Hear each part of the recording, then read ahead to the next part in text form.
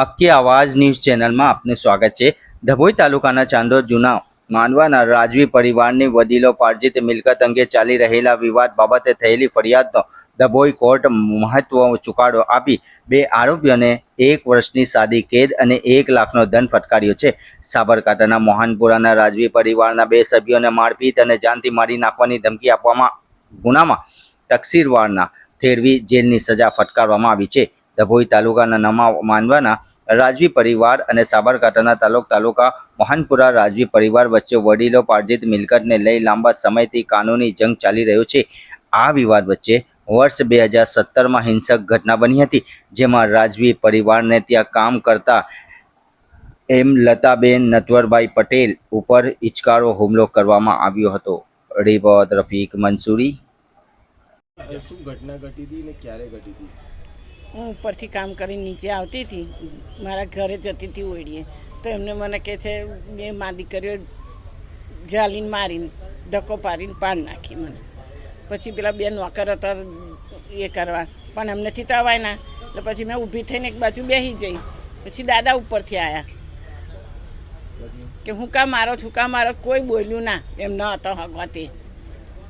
પછી police case કર્યો, મને માર્યું એને। પછી દાદા દવાખાને લઈ ગયા 108 બોલાવીને, પછી એને જાતે માર્યું હાથે ને, એને અમારી પર કેસ કર્યો। હવે જે કોર્ટમાં ચુકાદો આવ્યો છે, શું લાગે છે, ન્યાય મળ્યો કે? મળ્યો નહીં, એમને સજા થઈ, અમે છૂટી ગયા। શું નામ બા તમારું? હેમલતા। રાજરતનસિંહ રાજેન્દ્રસિંહજી છે। હું માંડવા જે રાજ પરિવાર છે એનો મુખ્ય સભ્ય છું, અત્યારે છું સદસ્ય। હવે અમારો જે નવો પેલેસ છે, નવો બંગલો છે, એ ગામના બહાર મારા દાદાએ બન્યો હતો, મારા નામ ખુશાલસિંહજી। હવે એની મેટર એવી છે કે હું ઉપર રહેતા હતા અને નીચે અમારા મોટામાં રહેતા હતા, જેમને કોઈ સંતાન નહોતું, દીકરી એ નહોતો ને દીકરી નથી, તો એમના ખેતી કરવા માટે એમના બહેનનો છોકરો છે મોહનપુર, ત્યાંથી બોલાયો અને એના સાથે અમારા નાના કાકા સાહેબે પોતાની દીકરીએ પરણાવી હતી।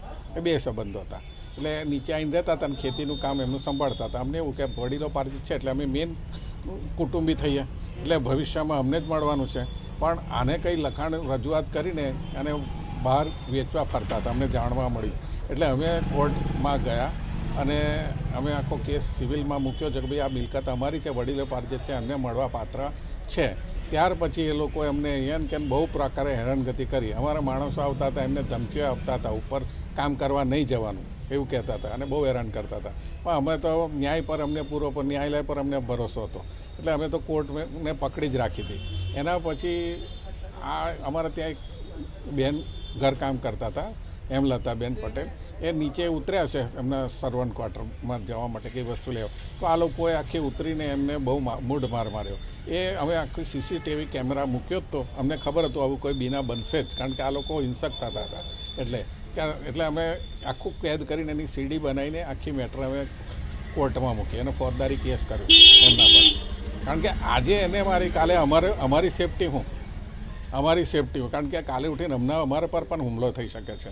એટલે એ લોકોએ કેસ લડ્યા, એ લોકોએ સામે કેસ કર્યો એમના પર કે આ હેમલતાબેને અમને પણ માર્યા છે, અને અમારે 2 નોકર હતા જીત અને શંભુ, એમના પર પણ આટલા 75 વર્ષના વયોવૃદ્ધ હોય જે ચાલી નથી શકતા, એ કોને શું મારી શકે? જજે તો જોયું, અને એમના પાસે કોઈ એવિડન્સ નહોતું।